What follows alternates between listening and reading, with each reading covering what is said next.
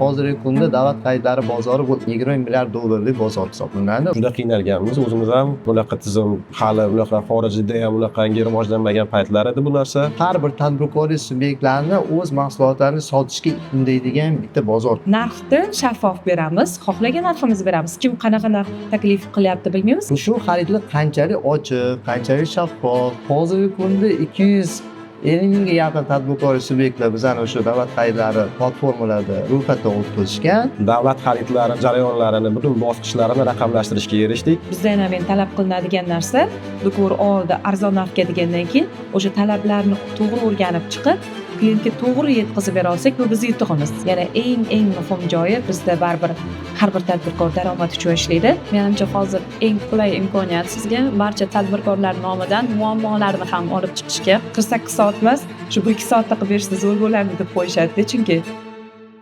Assalomu alaykum aziz tomoshabinlar. Siz Ekonom Film video podkastining navbatdagi sonini tomosha qilyapsiz. Ushbu podkastda O'zbekiston iqtisodiyotidagi eng muhim va dolzarb mavzularni ochiq, tushunarli va faktlarga asoslangan tahlil bilan muhokama qilamiz.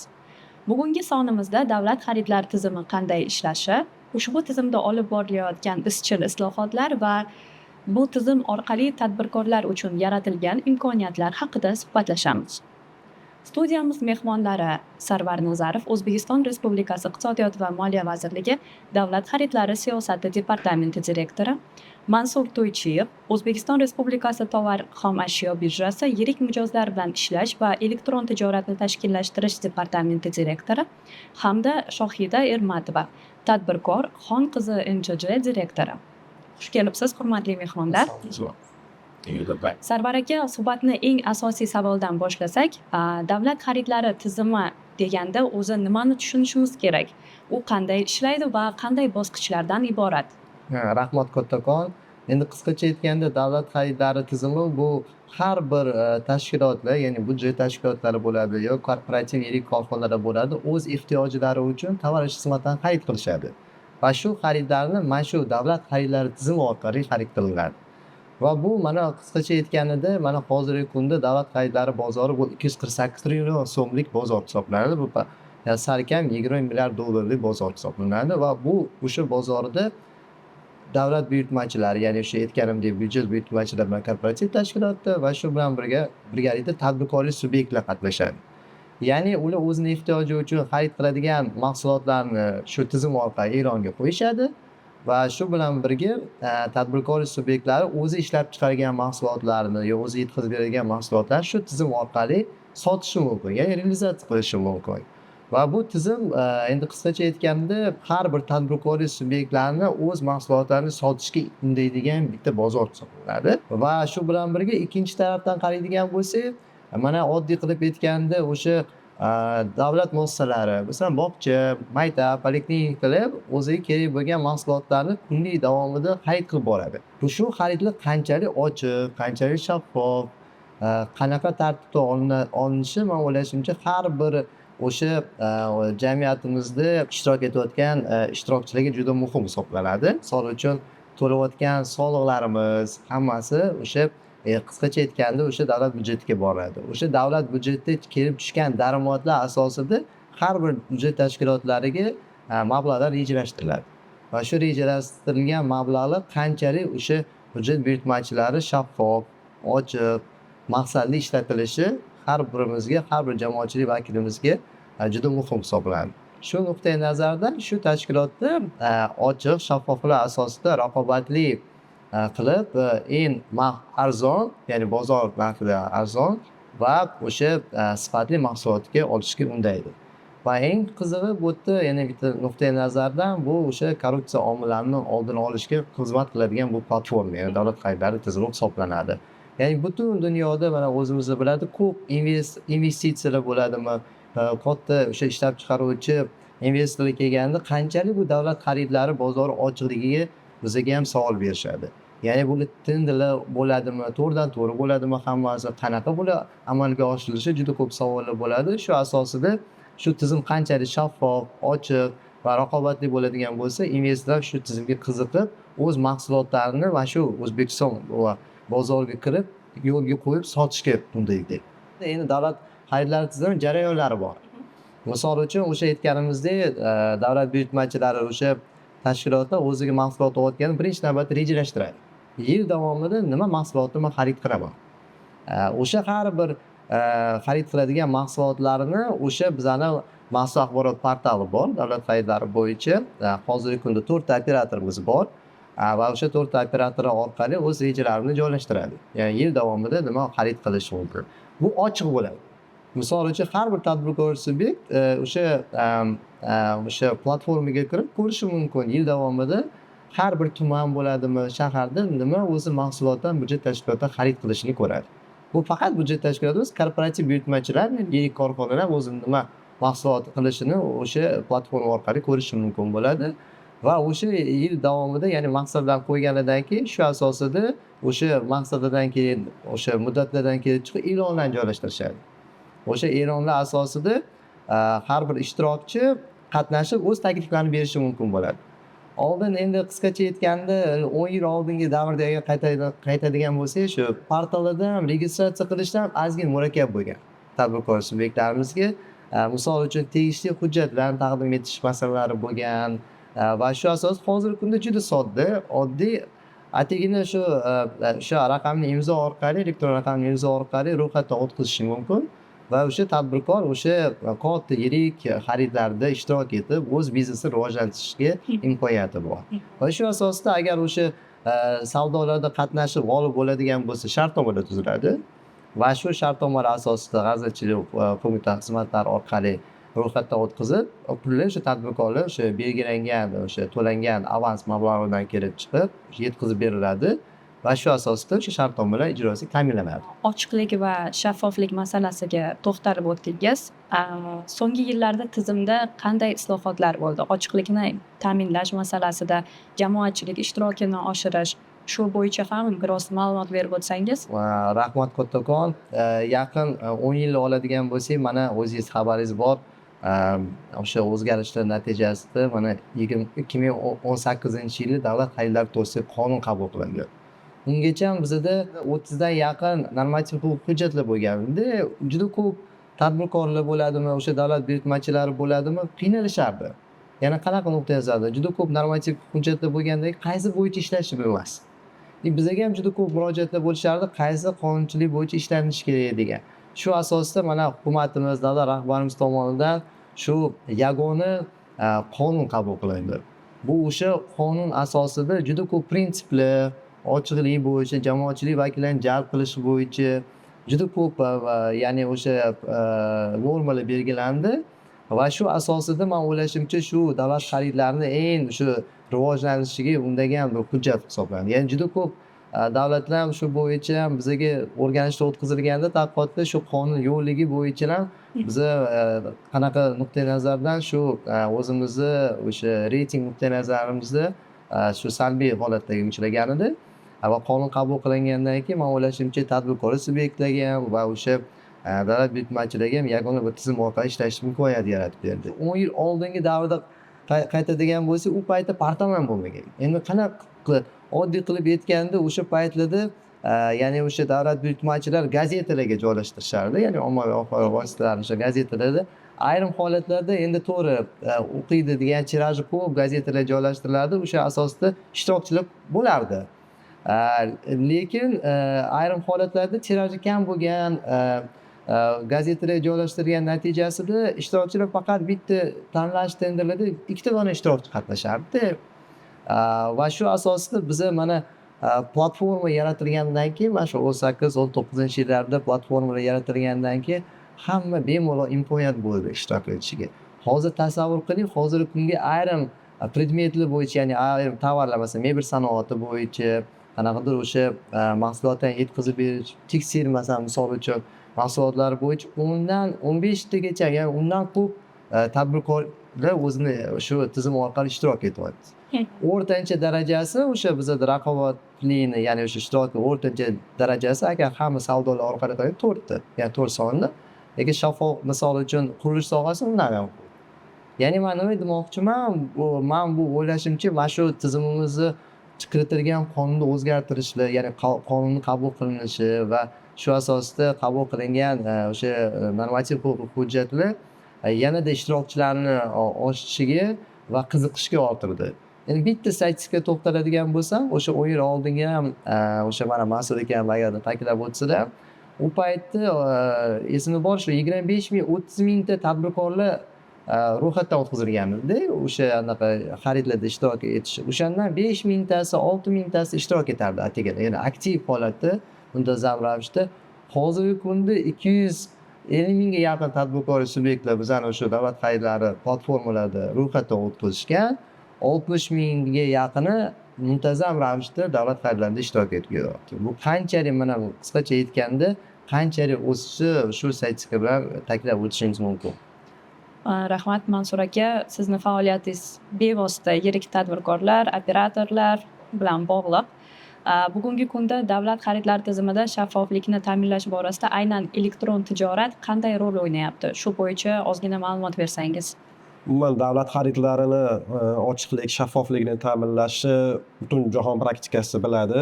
Faqat elektron tijorat raqamlashtirish orqali ta'minlanishi mumkin. Mana undan oldin Sarvar aka ham aytib o'tdilar. Ilgari shu tenderlar, katta tenderlarni, mayli summasi kichkina emas, katta tenderlarni ham faqat gazetaga joylashtirib, konvertda natijasini olib, u gazetada qilingan e'lonni shartlarini hech kim tekshira olmaydi. To borib shu bitta buyurtmachini alohida o'rganmaguncha shartlarini hech kim bilmaydi. U berilayotgan manzilni to'g'ri-noto'g'riligini hech kim bilmasdi yoki konvertda olib borsa qanaqaligini hech kim bilmaydi. Bu narsani bartaraf qilish, bu narsani shaffof qilish yagona yo'li bu elektron tijorat. Ya'ni tizim orqali bu O'zbekistonda elektron tijorat, davlat xaridlari elektron tizimlarni joriy qilish 2011-yildan adashmasam 2011-yildan boshlangan. O'shanda Sarvar aka aytganlaridek juda qiynalganmiz. O'zimiz ham bunaqa tizim hali bunaqa xorijda ham bunaqangi rivojlanmagan paytlar edi bu narsa. Tadbirkorlarni jalb qilish bo'yicha viloyatlarga bitta chiqib, olib borib o'zimiz ro'yxatdan o'tkazdirib, o'zimiz o'rgatib, undan keyin davlat buyurtmachilariga borib, chunki kompyuterda ko'pchilik savodxonligi ham unchalik yuqori bo'lmagan. Asta-sekinlik bilan bosqichma-bosqich hamma yo'nalishga rivojlantirib keldik. Hozirgi kunda mana aytish mumkinki, davlat xaridlarining butun jarayonlarini, butun bosqichlarini raqamlashtirishga erishdik. Bitta o'sha 2022-yildan boshlab tender va tanlovlarni raqamlashtirgan bo'lsak, bugungi kunda mana to'g'ridan-to'g'ri shartnomalarni ham hozir raqamlashtirish yakuniga yetkazdik, ishlab chiqdik. Ikkita hudud bo'yicha sinovdan o'tkazdik. Rejamiz endi hozir butun respublikaga joriy qilish, majburiy qilish, ya'ni davlat xaridlari doirasida tuziladigan hattoki to'g'ridan-to'g'ri shartnoma ham raqamli bo'lsin, elektron tizim orqali tuzilsin va jamoatchilikka to'g'ri ochiqlansin. Hozirgi holatda misol uchun shartnomani qildi, qonunchilikda norma bor, 3 kun ichida portalga joylashtirishing kerak degan norma bor. Uni joylashtirdimi yoki yo'qmi, hozir nazorat qilish mexanizmi qiyinroq. Agar byudjet bo'lsa, g'aznachilik buni tekshira oladi. Korporativ bo'lsa, 3 kundan keyin joylashtirdimi, 1 oydan keyin joylashtirdimi, buni mexanizmi yo'q. Biz buni raqamlashtirsak, ertaga o'sha jamoatchilikka ochiqlagani ham kimgadir manfaatdor tashkilotlar yoki jamoatchilikka qandaydir raqam berishga oson bo'ladi bizda. Ya'ni bu nuqtai nazardan raqamlashtirish, elektron tijorat davlat xaridlarini rivojlantirish, shaffofligini ta'minlashda eng katta omil hisoblanadi. Umuman shaffoflikka aytadigan bo'lsak, hozirgi kunda shaffoflik bo'layotganligini eng katta elementi deb men o'ylayman ijtimoiy tarmoqlar. Ijtimoiy tarmoqlarda har 2 kunda qaysidir davlat xaridlarida qandaydir muammo aniqlanganligi bo'yicha qanaqangidir yangilik chiqib turadi. Bu degani o'sha tizim shaffof, bu degani jamoatchilik nazorati bor, jamoatchilik o'sha davlat xaridlari qanday o'tayotganligini ko'rib turibdi degan. Men shunday fikrlayman. Rahmat katta. Sarvar aka, mana o'zingiz ham yaxshi bilasiz, samarali davlat xaridlari tizimini joriy etishda xorijiy davlatlar tajribasini o'rganish juda ham muhim omil hisoblanadi. Hozirda davlat xaridlari bo'yicha xorijiy davlatlar va xalqaro moliya institutlari bilan qanday aloqalar o'rnatilgan? Endi yaqin shu 10 yil davomida ko'radigan bo'lsak, bizda ham o'zimizni bilimlarimiz bilan o'sha bor imkoniyatlardan qarab chiqib, ya'ni davlat qanday rivojlangan borganda, mana yaqin 10 yilda bizada juda ko'p xalqaro moliya institutlari, ya'ni bizada o'sha aytganingizdek qonunlar qabul qilingandan keyin, shaffoflik, elektron platformalar yaratilgandan keyin xalqaro moliya institutlarini qiziqishi uyg'ondi, ya'ni ko'paydi. Ya'ni har bir, mana ishonmaysiz, har bir moliya instituti shu davlat xaridlari tizimiga ya'ni nima yordam kerak, nima texnik yordam ko'rsatish kerak degan o'sha anavi bilan bizga takliflar bilan chiqishyapti. Bu juda quvonarli, chunki biza ayrim holatlarda bizga juda malakali ekspertlar kerak, mutaxassislar kerak. Ya'ni xalqaro davlatlarda qanaqa davlat xaridlari amalga oshirilyapti, ularda nima o'zgarishlar bo'lyapti, sun'iy intellekt qanaqa rivojlanyapti, qonunchilik qanaqa rivojlanyapti, biz uchun juda muhim. Va shulardan kelib chiqib mana yaqin 2-3 yillar ichida biza juda ko'p xalqaro moliya institutlari bilan aloqa o'rnatdik. Misol uchun Jahon banki tomonidan o'sha qonunchilikni rivojlantirish, ya'ni aytganingizdek, biza mana 18-yil davlat xaridlari to'g'risida qonun qabul qilinganidan keyin ya'ni o'sha tadbirkorlar bilan ishlab, davlat buyurtmachilari bilan ishlaganimizda ularda ham yana takliflar chiqardi. Ya'ni qonunchilik chiqqanidan keyin takliflar chiqdi. Yana osonroq, yana soddalashtirilganroq tizimni hamma xohlashdi. Va biza shulardan kelib chiqib, mana qisqacha aytganda yangi davlat xaridlari ya'ni davlat xaridlari to'g'risidagi qonunni qabul qilishdi. O'sha Jahon banki, Osiyo taraqqiyot banki vakillari bizga ekspertlik berishdi va shu asosida biza birgalikda ishlab chiqib, shu qonun qabul qilindi. Ya'ni shu endi eng keraklisi men o'ylashimcha bu nafaqat o'sha xalqaro moliya instituti, balki o'sha xalqaro moliya instituti davlat rahbarimiz tomonidan, hukumat rahbarimiz tomonidan shu tashabbus bilan bildirilgan xalqaro moliya instituti asosida ular shu qiziqishi yana O'zbekistonga ko'payganligi, bu asli shu eng asosiy elementlardan bittasi hisoblanadi. Va shu bilan birga mana Jahon banki, Osiyo taraqqiyot banki va shu bilan birga mana hozirgi kunlarda o'sha boshqa xalqaro moliya institutlari ham o'zini nima takliflarini berishdi. Yevropa tiklanish taraqqiyot banki misol uchun o'sha maxsus axborot portalini takomillashtirish bo'yicha o'zini konsultanti mutaxassislarni berishdi. Misol uchun o'sha ya'ni Fransiya agentligi bo'yicha, ya'ni shu Fransiya tadqiqot agentligidan shu yashil xaridlarni joriy etish bo'yicha o'zlarini mutaxassislarini berdi. Har bir xalqaro moliya institutlari o'zini o'sha takliflarini, o'zini ekspertlarini, texnik tartiblar bilan yordam bergandan keyin bizlar ham shu tizim yanada o'zgarib, yanada rivojlanib boryapti. Nima o'zi natija berdi deb savol berishingiz mumkin-da. Qanchalik o'zi bularni effekti bo'ldi? Misol uchun oddiy qilib aytganda mana har 3 yilda, har 5 yilda o'sha OSR tashkilotimiz bor. Ya'ni o'sha korrupsiyaga qarshi Istanbul harakati rejasi dasturi qabul qilingan. Bu o'sha OSR tashkilotiga ega bo'lgan davlatlar o'sha har 2-3 yilda o'sha har bir davlatlarni tadqiqot o'tkazadi.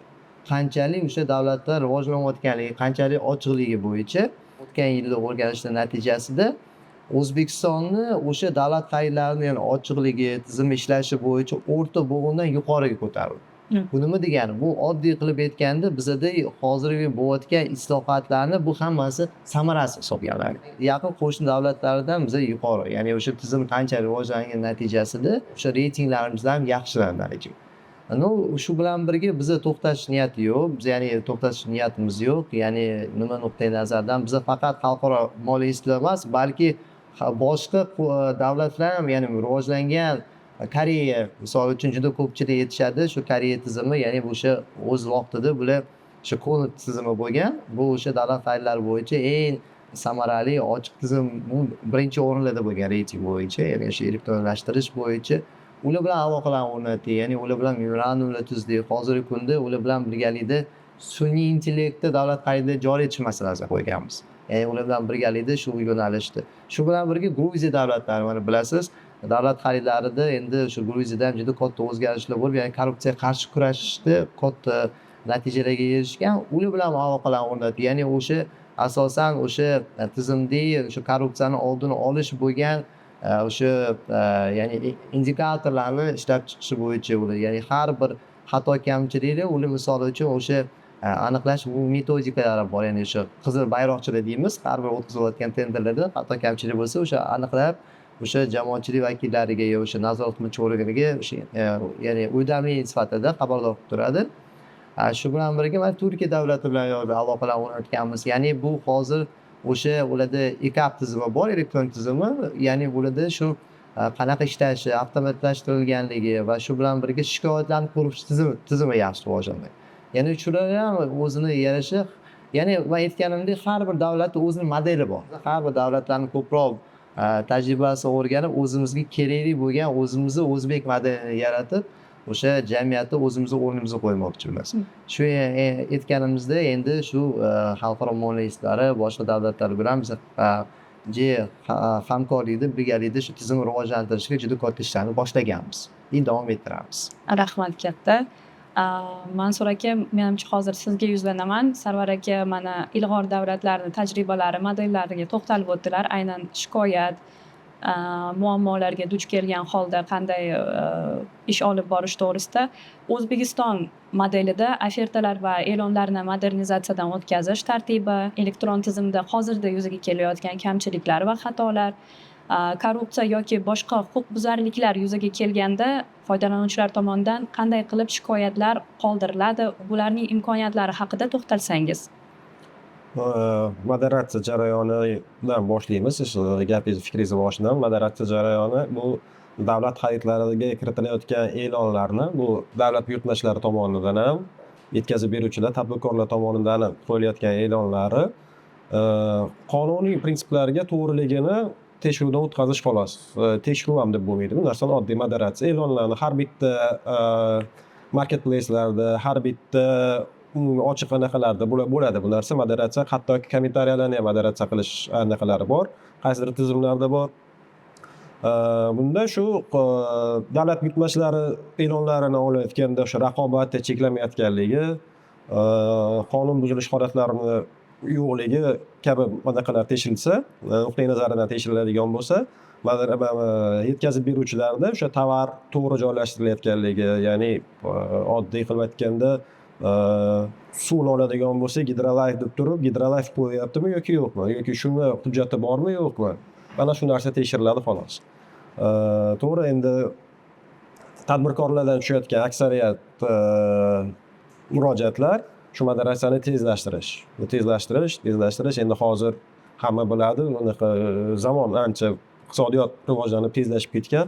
Qo'ysa 2 soat ichida moderatsiyadan o'tmasa, shikoyat bilan murojaat qiladi. Ya'ni biz o'sha o'rtacha ertalab qo'yilgani kechgacha qolmaylik, maksimal harakat qilamiz. Endi shanba, yakshanba kunlari qolib ketib qolish ehtimoli bor, to'g'ri. Qolgan kunlari o'sha bugun qo'yilgan e'lonni bugun moderatsiyadan o'tkazishga harakat qilamiz. Shu bilan birga e'lonlar soni juda ko'p, chunki aytib o'tdilar, 60 mingta faol tadbirkorimiz bor. 60 mingta faol tadbirkor degani, men o'zim ko'zim bilan ko'rganman, bitta tadbirkor 10 daqiqada 200 ta e'lon yuborgan.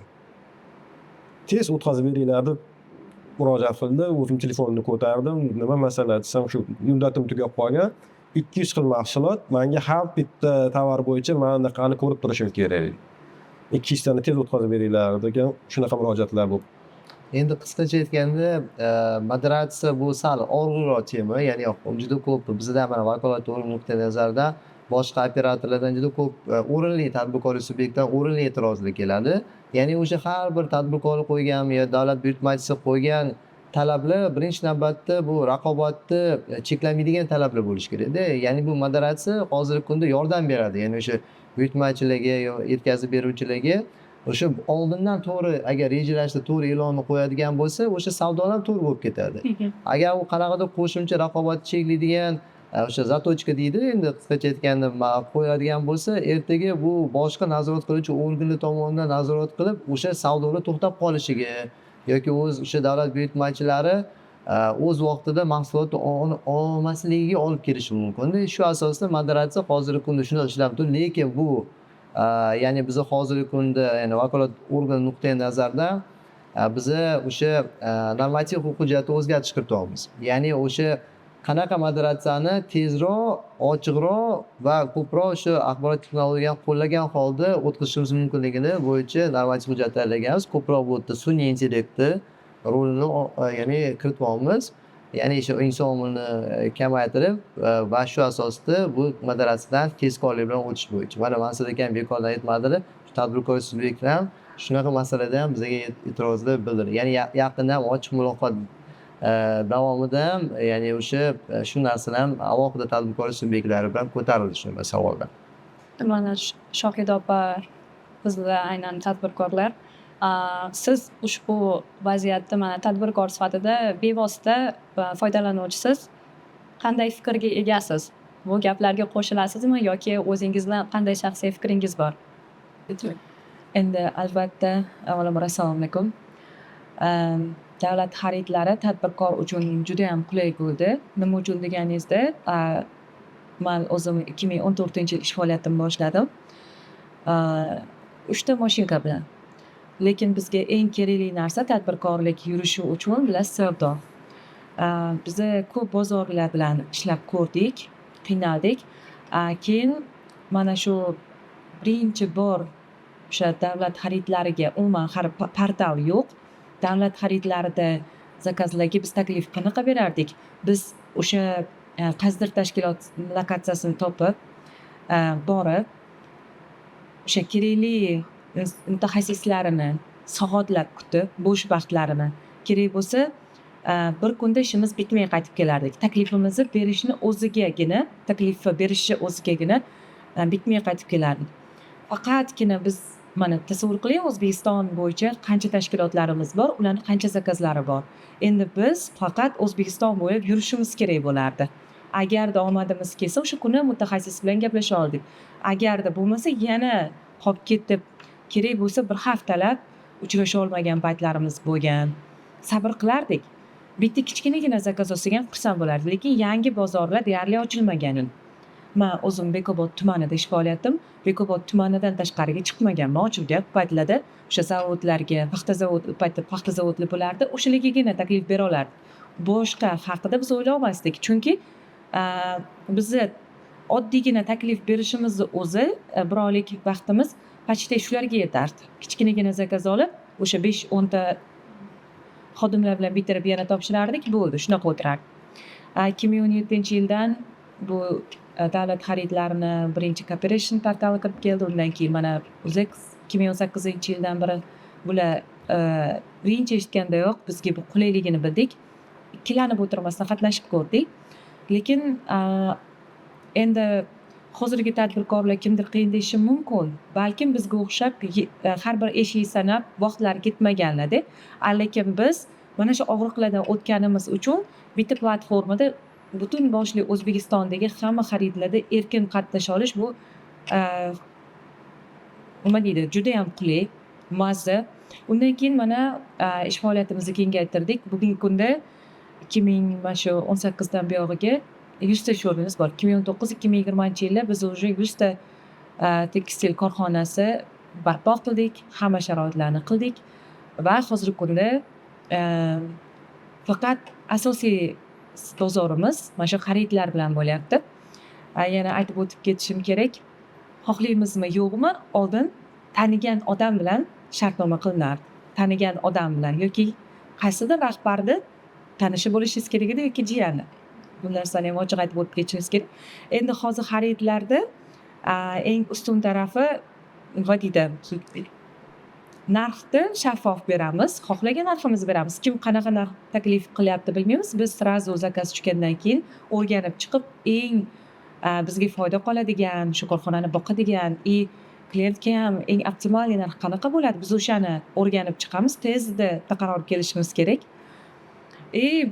Berganimizdan keyin ko'p hollarda отказ qilib turinglar degan joylar ham bo'ladi. Отказ qilib turinglar, egasi bor edi degandaqa gaplar. Lekin biz srazu balkim ishonchsizlikdir. Ko'p hollarda ishonchsizlik ham bo'lishi mumkin. Lekin biz tushuntiramiz. Bir marta bizga imkon beringlar. Bizni tovarlarimizni olib ko'ringlar. Biz bir marta sizlar bilan ishlab keyin ketish emas. Mana 10 yildan beri ishlab kelyapmiz. Bundan keyin ham ishlash niyatimiz yana ham kengayish kerak bo'lsa deb berganimizdan keyin, hop, ilojsiz endi ko'nishadi, boshqa variant yo'q, dogovor bor. Keyin tovarlarimizni olgandan keyin keyingi safarga уже bunaqa gap so'zlar bo'lmaydi. Keyingi safarga bilishadi, o'sha chiroyli bizda ham endi talab qilinadigan narsa do'kon oldi arzon narxga degandan keyin o'sha talablarni to'g'ri o'rganib chiqib klientga to'g'ri yetkazib bera olsak bu bizni yutug'imiz. Keyingi safar baribirga ham qabul qilmasa u tovarni o'zimiz kuyamiz. O'shani hisobiga ham o'sha eng o'sha texnik talablarni o'rganib chiqqan holda imkon qadar sifatli mahsulot beramizki, doimiy ishlashga misol uchun harakat qilish. Bu o'ylayman har bitta tadbirkorga qulay. Yana eng muhim joyi bizda baribir har bir tadbirkor daromad uchun ishlaydi. Menimcha hozir eng qulay imkoniyat sizga barcha tadbirkorlar nomidan muammolarni ham olib chiqishga vakolatli organ, mana elektron tijoratlar bilan shug'ullanadigan mutaxassisimiz borlar. Fikringizcha hozir tadbirkorlar, o'zingiz ham tadbirkorsiz, ishlab chiqaruvchilar qanday muammolarga duch kelishyapti ko'proq va bunga qanday takliflaringiz bor? Boya bu o'zlari ham aytib o'tib ketishdi. Eng katta muammo shu modernizatsiya. Chunki tadbirkorlar ham sabrsiz bo'lamiz. Chunki nima deydi, baribir bir oyda biz o'zimizni rejamiz bo'ladi. Oylik vaqtida berishimiz kerak yoki bo'lmasam o'sha naloglarimizni o'z vaqtida to'lab qo'yishimiz kerak yoki bo'lmasam boshqa xarajatlarimiz.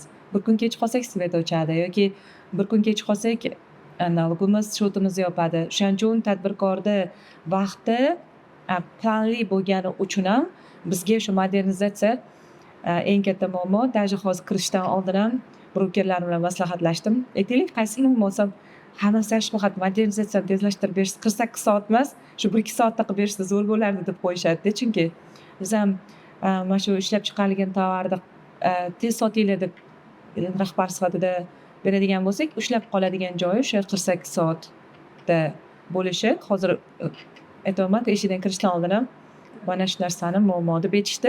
Endi Shohid opa, bu men o'ylashimcha bitta muammoni ko'tardilar, lekin aslida boshqa tadbirkorlik vakili subyektlar tomonidan o'ziga yarasha yana masalalar bor. Shu oldingi paytlarda agar qaytadigan bo'lsak, oldin shunday bo'ladiki, misol uchun o'sha tovarni misol uchun o'sha tadbirkorlar tovar yetkazib beradigan bo'lsa, pulni ololmasdan holati bo'ladi. Misol uchun tovar yetkazib beradi, lekin pulni qachon berasiz? Keyin uni sudga berish kerak bo'ladilar. Shu aytganlaridek xodimlariga to'lolmaslik holatlari bor edi, yo soliqdan to'lanmagan holatlari bor edi. Shu asosda o'zgarishi har taraflama masala bo'lgan. Bu tarafda ikkinchi tarafdan qaraydigan bo'lsak, buyurtmachilarni. Buyurtmachilar ayrim holatlarda o'sha paytda 15% predoplata to'lab berishardi, oldindan to'lab, undan keyin tadbirkorga topshiramiz. Ya'ni tadbirkor qattiqki uni bizga chiqishardi. Shu tadbirkor subyekt topib bering. Biz bu yerda ya'ni o'sha bog'cha maktabda endi bilasiz, har kuni oziq-ovqati bo'lishi kerak. O'sha meditsinskiy masalalari bor, ya'ni kunlik o'sha ya'ni ehtiyoji masalasi bor, u kunlik yechilishi kerak-da. Shu asosda biz tadbirkor qidirardik va shu asosda men o'ylashimcha shu shartnomaviy munosabatda ham o'ziga yarasha muammolar ko'p bo'lgan. Biz keyin shu 19-18-yillarda alohida shu RKB tizimini yaratdik. Ya'ni bu nima degan koshelok. U koshelokda ya'ni o'sha kafolatlangan to'lov deb biz hisoblaymiz o'sha narsani. Ya'ni o'sha mana pul, budjetda bor pul tadbirkor ko'radi. Ya'ni avtomat tarzda o'sha 100% kontrakt, ya'ni shartnoma, ya'ni o'sha savdolar orqali bo'lganidan keyin shartnoma avtomat tarzda ro'yxatdan o'tkazilishi, masalan, o'sha g'azachilikda shu asosda pullar avtomat chiqishi, ya'ni o'sha alohida shu hisob raqamiga tushadi va tadbirkor ko'radi u pulni. Bo'ldi, pul tushdi. Men endi bemalol qo'rqmasdan o'sha tovarlarni yetkazib berishim mumkin ekan. Buni hozir men bugun yetkazib bersam, bugun pulni olaman degan tushuncha paydo bo'ldi. Ya'ni o'sha aytganingizdek tovar tez yetkazib beradi va shu asosida u o'sha bir kun ichida hisob fakturani ya'ni tasdiqlagan taqdirda davlat buyurtmachisi pulni bir kun o'zida pul olishga imkoniyat yaratib berdi. Va shu bilan birga qo'shimcha aytamanki, budjet buyurtmachilar ham imkoniyat bo'ldi. Ya'ni puli ketib qolmaydi tadbirkorga. Bu tovar yetkazib bergandan keyin to'lab beradi. Shuni nuqtai nazardan ikki taraflama shu biz shu tizimni yaratdik. Shodilman demoqchi. Mana shu joyga endi amaliyotda sizlarga gapirib bersam, o'tgan yili mana shu taxminan avgust oylarida shartnoma oldik. Davlat tashkiloti bilan tanimaymiz. O'sha shaffof tarzda shartnoma oldik.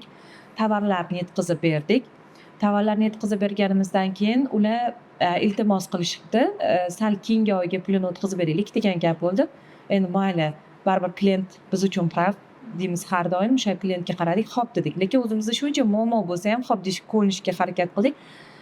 Keyin o'sha bir oyni shuncha zo'rg'a kutsak, yana 2 oydan keyin debdi. 2 oydan keyin pulini tashlab beraylik debdi. Endi ilojimiz yo'q dedik. Bilasizlar, tadbirkorlarga qulayliklar ko'p. Qaysidir eslayman o'zim rahbariyatlar bilan uchrashuv bo'lganda muammoni ko'taringlar deganda majbur bo'lganman shu muammoni ko'tarishga. 2 oydan keyin deyaptilar, lekin men muammolarim bor oldimda deganimda shu orqali yechim qilganmiz. Endi o'shanda tasavvur qiling, agar shunaqa sayyor qabullar bo'lmaganida qanaqa qiynalishim kerak edi yoki qanchadir kilometr joyga borib kelishim kerak edi. Yaqinda yana biz doimiy mijozlarimiz bilan shartnoma oldik. Ular tarafdan chiqishyapti. Men o'zim ham shu ish jarayonida ko'p yengilliklarni bilib qolamiz sizlar tarafdan. Pulni nechadir kun kech qolganiga ularda shtrafot. Pul kech qolganiga shu pul muammosiz. Endi biz hattoki pulimiz tushmayapti deb yoki qanaqadir sayyor qabullarni yoki qaysidir davlat organiga borib mana shu muammoyimiz shunaqa pulimiz bermayapti deb aytishimizga hojat qolmabdi. Mana shu joyi ham yoqdi. Shtrafimizni qaytarib bera olmaysizlarmi deb so'rashyapti. Bizni shu o'rtamizga tashlab berishibdi shtrafni. Keyin nimaga qanaqa shtraf deb so'radim brokerlardan. Pulini kech qolgani uchun bizga shtraf bilan to'lab berishibdi ular. Endi shuni so'rashyapti. Chunki o'sha mas'ul xodimni oyligiga ta'sir qilar ekanda u. Bunaqa muammolarimiz juda ham ko'p. Hech kim sizlar bilishligingiz yordam qildi debdi. Endi bundan keyin borlik bo'ladi dedik, qaytarmadik biz ham. Ham nima deydi? Daromad oldik, ham qo'shimcha foyda bo'libdi. Rahmat sizlarga. Endi qisqacha aytganda bu har bir buyurtmachini mas'uliyatidir.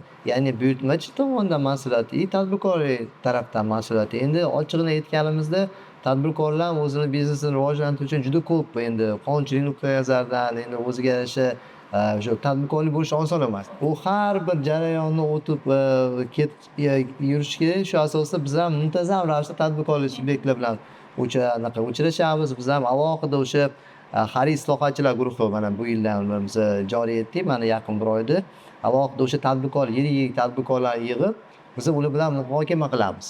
Ya'ni nima masalangiz bor, nima muammoyingiz bor, ayting deb. Va shu asosda biz shuni muammolarni olib, birgalikda operatorlar bilan birgalikda o'tirib, o'sha takomillashtirish masalasini ko'ramiz. Biz hozir bu tadbirkorimizni eshityapmiz. Agar buyurtmachini eshitadigan bo'lsangiz, davlat tashkiloti ular boshqacha bunaqa fikrda aytishadi. Ular aytishadiki, tadbirkorlarda ayrim afsuski endi aytish kerak, ayrim holatlarda nohalol tadbirkor subyektlar borda bizda davlat. Ya'ni aytganingizdek mana bular 10 yildan ko'p ishlayotgan bo'lsa, o'zini o'sha aytganingizdek klientskiy bazasi bo'ladimi? Masalan, lekin kecha yana masalan bugun ochilgan tadbirkor subyektlar kirib, qanaqadir katta zakazlarni yutib, misol uchun o'sha o'z vaqtida yetkazib bermasligi holatlari bo'lishi mumkin. Yoki aytganingizdek bozorda borib boshqa ya'ni perekupshik nuqtai nazaridan olib sotish holatlari bo'lishi mumkin. Shu asosda men aytmoqchimanki, biz shu halol o'sha tadbirkor subyektlarni davlat xaridlarida kiritish bo'yicha bir qancha normativ hujjatlarni o'z tayyorlaganmiz. Ya'ni o'sha scoring tizimi deymiz. Ya'ni halol tadbirkor subyektlarga ko'proq imkoniyat yaratish. Ya'ni o'sha biz reytingdan qarab, mana hozirgi kunda o'zingiz bilasiz, tadbirkorlarning barqaror reytingi bor. O'sha tadbirkorlar ham o'sha barqaror reytingidan biz alohida davlat xaridlariga ularga beriladigan imtiyozlarni alohida kiritdik. O'zgartirishlar kiritildi va shu bilan birga mana barqaror reyting kirgan o'rta va yuqori kirgan tadbirkor subyektlariga o'sha vositachilik yig'imi, zaklad summalarini kiritishga imtiyoz, ya'ni imkoniyat berdi. Ya'ni ular o'sha 2 barobar kamaytirishga yo zaklad summani kiritmasligiga imkoniyat o'ynaydi. Bu asosan shu ishlab chiqaruvchini ishlab chiqarishni yo'lga qo'ygan o'rta va yuqori o'sha reytingga ega bo'lgan tadbirkor subyektlarga shunaqa imkoniyat. Bu nima degani? Bu ular o'sha halol pok ishlayotgan tadbirkorlarga yanada ko'proq. Bular mana misol uchun kecha ochilgan, bugun ochilgan tadbirkor subyekt ular shu narsaga undab shunaqa imkoniyatli hukumatimiz tomonidan, shu davlat rahbarimiz tomonidan shunaqa berayotgan imkoniyatdan ko'rib, ular shu ishlab chiqarish yo'lga qo'yib, o'sha ya'ni yanada shu imkoniyatlardan ko'proq olish maqsadida harakat qilishadigan, ko'proq zakaz olib shu ishda ya'ni shu qatnashishga. Men o'ylashimcha bilan bu shu hozirgi ochilayotgan tadbirkor subyektlarga ham har taraflama imkoniyat beradi. Mana hozir imkoniyatlar, islohotlar haqida gapiryapmiz. O'zim o'qib chiqqan yangiligim ishlab chiqaruvchilar ekotizimi. Durust. Mana shu ekotizimga ham biroz to'xtalib o'tsangiz, tomoshabinlarga menimcha judayam qiziq bo'ladi. Bu boshqa platformalardan qanday farq qiladi? Qanday imkoniyatlarni beradi ishlab chiqaruvchilarga, tadbirkorlarga? Rahmat kattakon. Juda o'rinli masala. Ya'ni shu endi biza davlat xaridlarida shu takomillashtirib borgan sari biz ko'rdikki, ko'proq bizada shu ishlab chiqaruvchilarni har tarafini rag'batlantirish. Ya'ni biz bilamizki, ishlab chiqaruvchi bu yerda masalan O'zbekistonda ishlab chiqarsa, o'zi mahsulotni realizatsiya qiladigan bo'lsa, keyin boshqa bozorlarga ham chiqadi. Kengayib ketaveradi. Shu asosda mana hurmatli prezidentimiz tomonidan o'sha o'tgan yil 417-prezident qarori qabul qilindi. O'sha davlat xaridlarida ishlab chiqaruvchilar uchun keng imkoniyat yaratish bo'yicha o'sha qaror qabul qilindi. Bunda o'sha aytganingizdek barqaror o'sha yuqori, o'rta bo'lgan tadbirkorlik subyektlarga har taraflama imkoniyatni berish. Va shu bilan birga o'ta alohida shu eko platforma yaratish masalasi qo'yildi. Bu eko platforma bo'yicha qisqacha to'xtalib o'tmoqchiman. Bu yerda endi asosan ishlab chiqaruvchilar qatnashadi shu eko platformada va shu bilan birga o'sha o'zini ishlab chiqargan mahsulotlarni nafaqat davlat buyurtmachiligi aytganidek shu budjet tashkilotlari yoki balki boshqa tadbirkorlik subyektlariga sotish imkoniyati yaratadi. Ya'ni shu B2B platformamiz deymiz, ya'ni o'sha o'zini mahsulotlarini bemalol boshqa tadbirkorlik subyektlarga ham sotish imkoniyati. Bu yangi platforma. Buni hozir mana hozirgi kunda juda misol uchun tadbirkorlik subyektlar uchun juda qiziqish katta bo'ldi. Ya'ni bular o'sha savdolarga qatnashib o'z mahsulotlarini shu platforma orqali sotishga undayapti. Va ikkinchi tarafdan bu alohida sertifikatga ega bo'lgan tadbirkor, ya'ni o'sha har bir o'sha tadbirkor o'sha alohida sertifikatga ega bo'lishi kerak. Ya'ni o'sha mahallashtirish darajasidan kelib chiqib, o'zi ishlab chiqargan mahsulotni qilib, ya'ni biz bilamizki, bu o'zimizda O'zbekistonda ishlab chiqargan tovar. Ya'ni bu importdan kelmagan tovar, o'zimizda ishlab chiqarilgan tovar deb hisoblaymiz. Davlat xaridlarida ham alohida aytmoqchimanki, shu yo'nalishda muammolar bor. Ya'ni misol uchun o'sha sertifikat olish masalasidan biz ham tadbirkorlar bilan mana shogirdlar o'zlari aytsalar kerak. Bu o'ziga yarasha muammolar bor. Ya'ni o'sha sertifikatni olishga ham birinchi navbatda o'sha tegishli hujjatlar rasmiylashtirish kerak. Buni hozirgi kunda alohida o'zbek ekspertiza tashkiloti qabul qilindi. Ular borib o'sha tadbirkor subyektlarda rostdan ham ishlab chiqaryaptimi O'zbekistonda, qancha mahsuloti shu yerda, qancha kuch ketyapti, ya'ni ishchi kuchi deb hammasini borib ko'rishadi. Misol uchun shogirdlar o'zlari hozir aytsalar kerak, qanaqa u jarayonligini. Yana shu yo'nalishdan biz hali qiladigan ishimiz ko'p.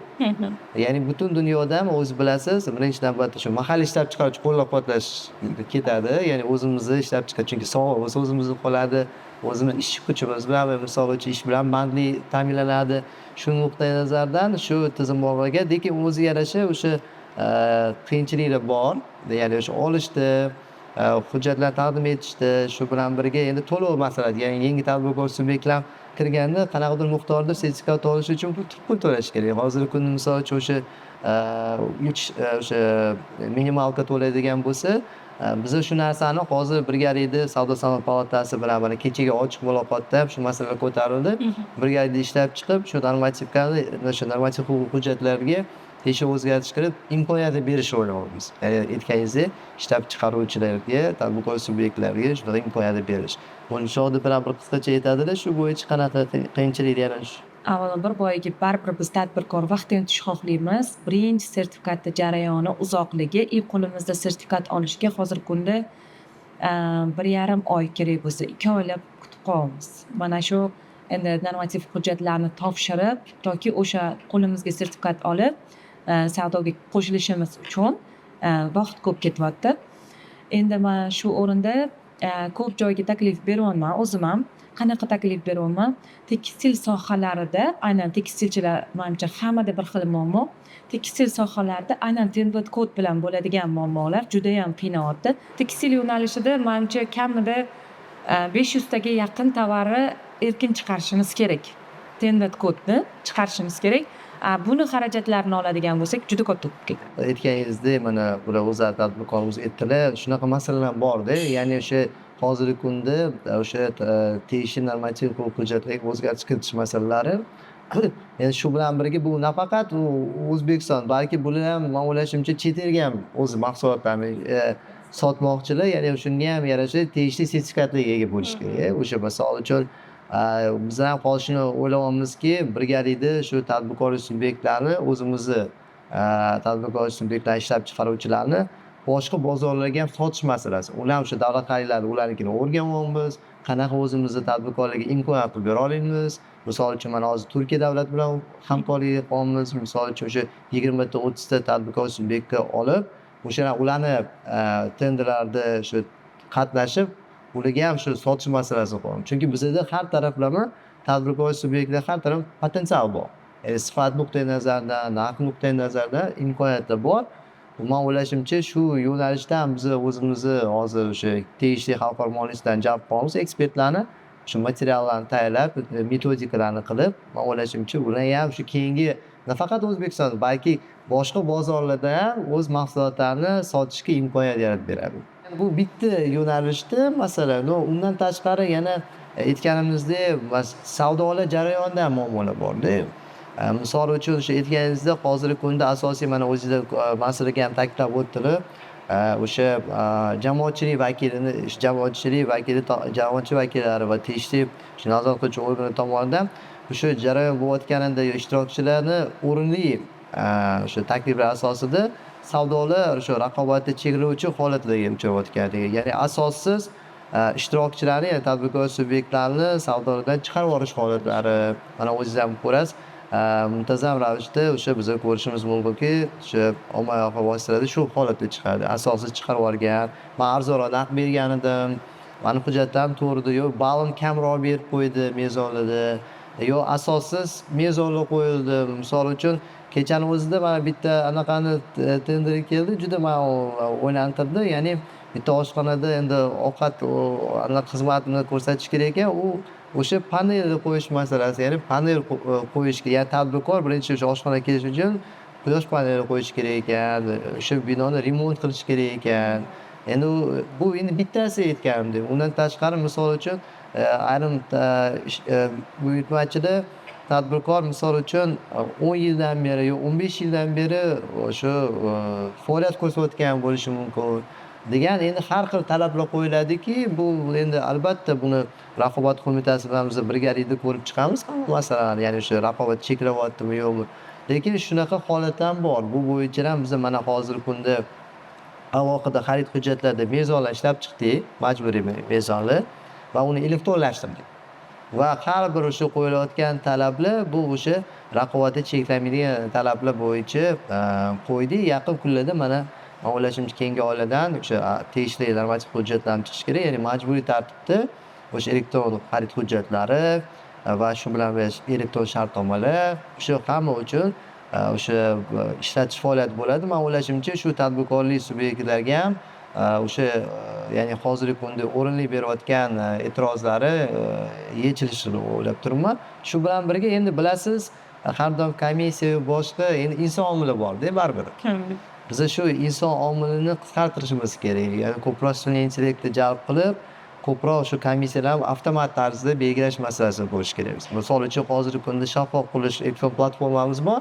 U inson omilsiz amalga oshiryapti. Juda o'ziga yarasha biz endi uni o'sha 5-6 yil ichida uni takomillashtirib birgalikda qurilish vazirligi bilan ishladik. U ancha takomillashtirildi. Ya'ni inson omilsiz savdolar o'tkazilyapti. Biz ham hozirgi kunda ham endi 5 ta savdo turi bo'ladigan bo'lsa, shundan misol uchun shu elektron do'kon, auksion savdolarida inson omilsiz amalga oshiriladi. Kim o'sha aytganingizdek arzonroq narx bersa, bozor narxi beradigan bo'lsa, o'sha shartnomalar tuziladi. Lekin endi ayrim holatlarda o'sha aytganingizdek savdo o'sha tender va tanlash konkurslarida shunaqa holat bo'ladiki, inson omili bor.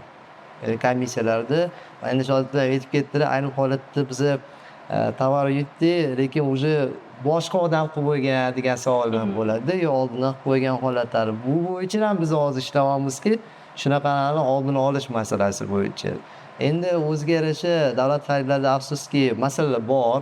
Bu bitta bizda emas, butun dunyoda bor. Ya'ni bilasiz, u korrupsion holatlar bo'ladimi? o'sha tizim rivojlantirish bo'ladimi, hamma o'zini shu tizimlarni rivojlantirib boryapti. Bizda ham misol uchun hozir bir qancha hujjatlarimiz bor, normativ hujjatlar. Men o'ylashimcha shular qabul qilinish natijasida ancha ko'p masalalar yechilishi kerak. Eng qizig'i mana ochiq aytaman, mana o'tgan yil oxirida hukumatimiz rahbari tomonidan alohida vazir mahkamasi qaror qabul qilindi. Ya'ni davlat xaridlarini 3 yillik strategiyasi. Ya'ni 3 yildan keyin qanaqa bo'ladi davlat xaridlari? Qanchalik ochiq bo'ladi, qanchalik shu korrupsiya risklari kamayadi. O'sha yerda barcha yo'nalish, ya'ni shu 40 dan ortiq vazifalar qo'yilgan. Bu endi yana bitta qismimiz bor, endi bu alohida bu o'qitish masalasi. Mana yaqinda ochiq muloqot davomida o'rinli masalalar ko'tarishdi. Ya'ni shu davlat xaridida ishtirok etayotganlarni bilim ko'nikmasini oshirish bo'yicha. Bu ham juda muhim hisob. Chunki endi normativkalarni ko'rib turibsiz, juda ko'p normativkalar o'zgarib boryapti va shu asosida tadbirkorlik subyektlariga, davlat buyurtmachiligiga bilim ko'nikma oshirishga ehtiyoj paydo bo'lyapti. Va eng qizig'i nima menga o'zimga xursandchilik tug'diryapti. Oldin bizda faqat o'quv markazi shug'ullangan bo'lsa, hozirgi kunda juda ko'p nima desa bo'ladi, shu xususiy o'quv markazlari ochilgan, endi shu davlat xaridlari bilan shug'ullanadigan. Nimaga? Men endi o'zim misol, chunki ehtiyoj bor. Ya'ni ular shu narsani o'z produksiyasini qilib, o'sha tadbirkorligi bo'ladimi, o'sha byudjet buyurtmachiligi bo'ladimi, ularni o'qitib boryapti. Ya'ni amaliyotdan kelib, muomaladan kelib, shularni o'qitib, ya'ni o'sha malakasini oshiryapti. Endi biz ham shu alohida hozir elektron platforma qildik.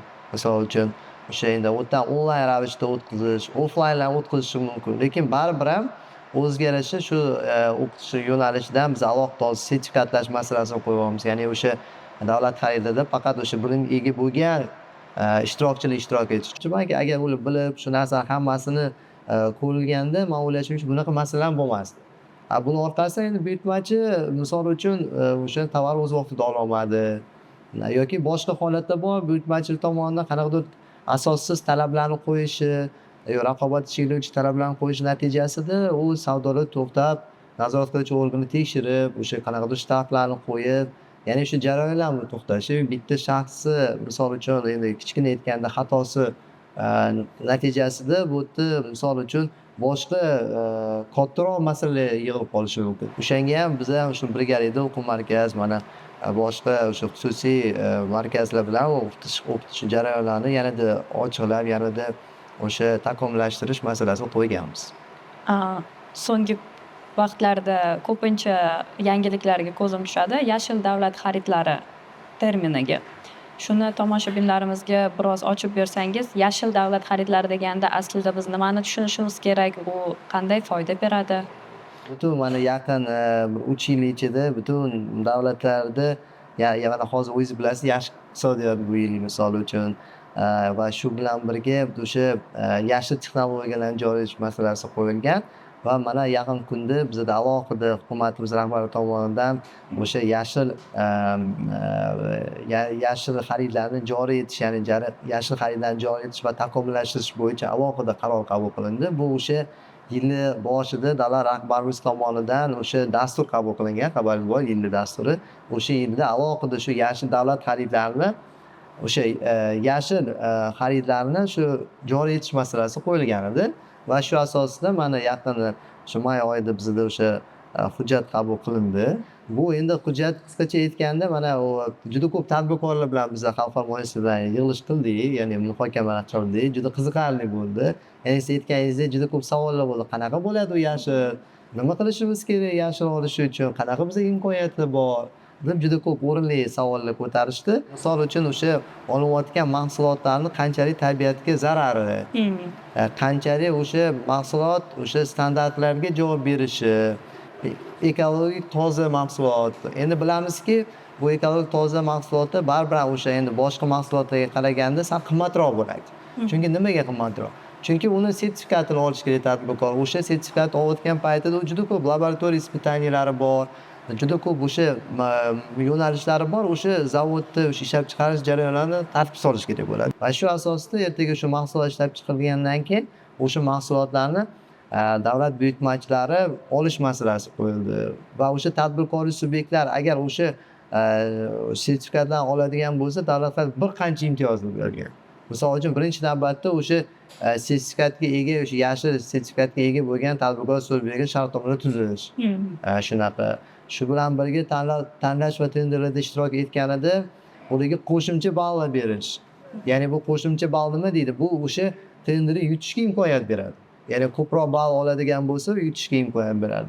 Aytganimdek, o'sha komission to'lovlari va o'sha zadatka summalarini qo'shimcha, endi bu tadbirkor qo'shimcha xarajatida qo'shimcha pul qo'yish kerak. Shularni ya'ni o'sha imtiyoz bergan holda qo'ymaslik holatlari, ya'ni shunaqa imtiyozlar ko'p berilgan. Bu nimaga undaydi? Bizlar ham shu ko'proq sifatga qarataylik. Har bir tadbirkor subyektlari davlat xaridlar ham sifatli, o'sha har bir davlat buyurtmachilar sifatli mahsulot xarid qilishga undaydi.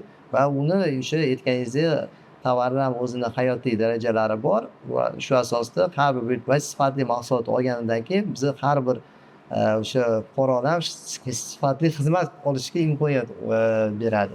Shu nuqtai nazardan mana shu qaror qabul qilindi. Bu endi biz uni platformasida ishlayapmiz, tadbirkorlik ko'proq targ'ibot qilyapmiz. Mana yil oxirigacha bu to'liq ishga tushib ketishi kerak. Rahmat. Endi qisqacha yana bitta narsa alohida to'xtalmoqchi edim. Ruxsat bersangiz, ya'ni shu ochiq muloqotlar, tadbirkorlar biza ko'p uchrashganimizda, mana o'tgan hafta biz alohida rolik ishlab chiqdik. O'sha rolikda misol uchun o'sha tadbirkorlik subyektlarimi, davlat buyurtmachilari bo'ladimi, ya'ni davlat xaridida nimani o'zgartirish kerak emas, nima muammolar bor, nima takliflar bor, o'sha rolikni butun hozir ommaviy axborot vositalarida, o'sha tovar xomashyo birja, boshqa operatorlarga joylashtirdik. Agar o'sha tadbirkor subyektlarimizda davlat buyurtmachi qiziqish bo'lsa, nimadir o'sha tizimni o'zgartirishga biz xursand bo'lamiz. Ya'ni uni berishsa biz birgalikda yig'ilib, birgalikda shu tegishli nima normativkalar bo'ladigan bo'lsa, yo nima tizimli muammolar bo'lsa, birgalikda o'zgartiramiz. O'shanga ham shuni yetkazmoqchiman. Shu agar imkoniyat bo'lsa, kimni takliflar, shu muammolar bo'ladigan bo'lsa, berishsa, birgalikda shu tizimni yanada takomillashtiramiz. Rahmat. Juda ham qiziqarli suhbat bo'ldi. Mansur aka, Shohida opa, operator va tadbirkor sifatida sohani o'zgartirish uchun eng zarur deb bilgan taklifingiz nima? Har biringiz. Men suhbatimizni boshida aytib o'tdim. Men elektron tijorat vakiliman. Baribir butun faoliyatim, mehnat faoliyatim elektron tijorat bilan bog'liq. Biz doim raqamlashtirish yoki raqamlashtirishni yanada kuchaytirish davlat xaridlarini keyingi bosqichi yoki yanada takomillashtirish jarayoni deb bilaman. Aytib o'tmadik hali, mana Sarvar akalar bilan oxirgi bunaqalarni ko'tarib turamiz. Qayerda muammolar ko'p bo'ladi, qayerda ko'proq og'riqli nuqtamiz bor deb. Bu suhbat davomida ham aytib o'tildi, o'sha tender tanlov savdolari, inson omili, nohaq savdoni chetlatish yoki raqobatni cheklash omillari bor degan masalalar ko'tarildida, nima qilamiz? Ya'ni ko'proq inson faktori qoldi o'sha yerda, ya'ni hozirgi kunda qanaqa tender o'tkazmoqchi bo'lsa, davlat buyurtmachisi tender hujjatini ishlab chiqadi, ekspertizadan o'tkazadi tender hujjatini, keyin tizimga yuklab, PDF shaklida yuklab, keyin tizimga e'lon qilib joylashtiradi. Shuni ham raqamlashtiramiz deb qildik, ya'ni u hech qanaqangi hujjat shakllantirmaydi, unga pechat bosmaydi, boshqa qilmaydi. Tizimni o'zida asosiy o'ziga kerakli bo'lgan shartlarni kiritadi. O'sha ishtirokchilarga qo'yilayotgan talablarni ham oldindan o'sha raqobat qo'mitasini jalb qilindi, Moliya vazirligi barcha manfaatdor nazorat qiluvchi organlarni chaqirdiydi. Qaysi talablar umumiy talabga javob beradi, qaysi talablar raqobatni cheklaydi, shu bilan birga ko'proq barcha davlat buyurtmachilari ehtiyojini to'liq maksimal darajada qondirishi mumkin. Shularni yig'dik, kompaniyalar, ya'ni ko'proq qaysilar ishlatildi, ularni oldik. Bir-biriga o'xshaganlarni bir xillashtirib, talablarni belgilab oldik. O'zimizga ularni tizimga avvaldan joriy qilib bo'ldik. Ya'ni davlat buyurtmachisi kirayotganda ilgari savdo tizimiga barchadan tekshiruvdan o'tgan, hamma bilan kelishilgan talablarni qo'yishi mumkin faqat. Yangisini kiritishi tizimni o'zida cheklov qo'yiladi. Ana shu orqali, ya'ni butun tanlov hujjatni shakllantirishdan tortib to shartnomani imzolashgacha raqamlashtiriladigan bir tizimni yaratib bo'ldik. Bu ikkita Toshkent shahrining ikkita tumanida testdan ham o'tkazib bo'ldik. Hozir yana testni kuchaytirib, keyingi bosqichga o'tib, yil oxirigacha rejamiz buni butun respublikaga majburiy qilib o'rnatish. Ana shunda yana bir hozirgi paydo bo'layotgan bir o'ylayman 60% muammoni yechamiz. Aytib o'tib ketganimdek, tadbirkor vaqt va pul muhim. Eng muhim omil bizni tadbirkorni oyoqqa turg'izadigan narsa shu. Endi bular bilan birgalikda sertifikatsiya rivojlanishlari kerak. Ular ham raqamli tizimga o'tib, tezda mana shu baribir biz bularda qatnashish uchun u jarayondan o'tishimiz kerakda. Menimcha hozir sertifikatsiya tizimi ancha orqada qolib ketdi. Vaqt bo'yicha ayniqsa yoki o'sha asosan vaqt bo'yicha. Agarda bunga ham e'tibor berilsa, bilmayman yoki yana qanaqadir taklif o'ylab ko'rish kerakmi? Aytaman-ku, kamida 2,5 bo'lmaganda 3 oy. O'rtacha 3 oy, bir oydan 3 oygacha kutilyapti. Mana shu jarayon bizga judayam uzoq. Bularga savdoga bog'liq bo'lgani uchun qanaqadir optimalniy nimadir o'ylab topish kerak. Ular tarafdanmi o'ylayman shu. Chunki deganda mana eng tadbirkor rejalagan pulini baribir bizlarniki rejalangan. O'sha hech bo'lmaganda bir marta yoki 2 marta o'sha tovarni topshirib, pulini tushirib, o'sha yangi oy oldidan kutilayotgan xarajatlarni qoplab yana yangidan kutib turish kerakda. O'shaning uchun pul va vaqt tadbirkor uchun eng muhim narsa. Endi hozir men ko'ryapman, eng bitta endi sertifikatlash tizimida agar bularga o'xshab ular ham raqamli bir tizimga o'tishsa, o'ylayman yaxshiroq bo'lar. Boshdan yutardi. Juda o'rinli masalani ko'taryaptilar. Endi bu bitta qism. Endi yana bitta qism men o'ylashimcha bu shikoyatlar masalasi bo'yicha juda bu dolzarb masala deb hisoblayman. Chunki mana endi qisqacha aytganimizda o'tgan yil o'zida 248 millionlik o'sha xaridlar amalga oshirilgan bo'lsa, bunga shu 1,8 million yaqin kontrakt tuzilganda, bu juda katta qismi. Endi shu jarayonda ham juda ko'p holatlar bo'ladiki, tadbirkorlar misol o'sha shartnoma bo'lsa kelishmasligi, misol sifatsiz tovar yetkazib berishi, yo pul to'lab bermasligi, yo tovar olmasligi holatlar bo'lishi mumkin. Shularga ham biza buni ochiqroq bir tizim qilib, ya'ni hududlarda, joyida o'sha masalani yechiladigan bir tizim qilmoqchi. Ya'ni bu hamma misol uchun shikoyatlar ko'rib chiqish komissiyasiga emas, ya'ni hozirgi kunda respublikada yana iqtisodiyot moliya vazirligi o'sha ishchi organ hisoblanishini inobatga olib bizga kelmasa, masala o'sha joyida komissiya tomonidan ko'rib chiqib, o'sha joyida masalasiga yechilish masalasini ko'ryapmiz. Bu men o'ylashimcha, bular juda ko'p o'sha shartnoma munosabatlari, shunaqa tushunmovchiliklarni oldini olishga undaydi. Va o'sha bu shu yana bitta misol uchun aytganlaridek, Jodiblar yana bitta shu biza shu birgalikda ishlaydigan bir yo'nalish hisoblayman. O'sha hozirgi kunda biz endi o'sha kontraktlarni boshqarish tizimini qilmoqchimiz. Har bir tizimda ko'rinishi shu bilan birga mana oddiycha qilib aytganda, ayrim holatlarda hozir mana tadbirkorlik subyektlarini barqaror reyting qilgan bo'lsa, endi buyurtmachilarni reytingini qilish masalasini ko'ryapmiz. Chunki ayrim holatlarda tadbirkor subyektlarimiz o'sha tovarni yetkazib bersa olinmasa yo qanaqadir boshqa holatlar bo'ladigan bo'lsa, unda ularga baho berish masalasi bo'lishi kerak. Ya'ni bu ikki taraflama bo'lishi kerak deb o'ylaymiz. Ya'ni ulardan baho berib, kerak bo'lsa o'sha davlat buyurtmachilarni o'sha malakasini oshirish bo'ladimi yoki o'sha tegishli misol uchun agar qanaqadir korrupsionniy anaqalar masalalar bo'ladigan bo'lsa, tegishli chora ko'rish masalalari bo'ladimi? Ya'ni ikki taraflama biza birgalikda shu ko'ryapmiz, shu narsaga ehtiyoj hozirgi kunda paydo bo'layotganligini va o'shani ham shu nima hujjatlarni normativlarga tayyorlab shu yanada tizimni takomillashtirish bo'yicha biza shu birgalikda o'ylayapmiz hozir. Hurmatli ishtirokchilar, bugungi ishtirokingiz uchun, ajratgan vaqtingiz uchun minnatdormiz. Siz bilan Ekonom Film podkasti bo'ldi. Davlat xaridlari tizimidagi so'nggi yangiliklar va imkoniyatlarga qiziqsangiz, bizni kuzatishda davom eting. Ko'rishguncha.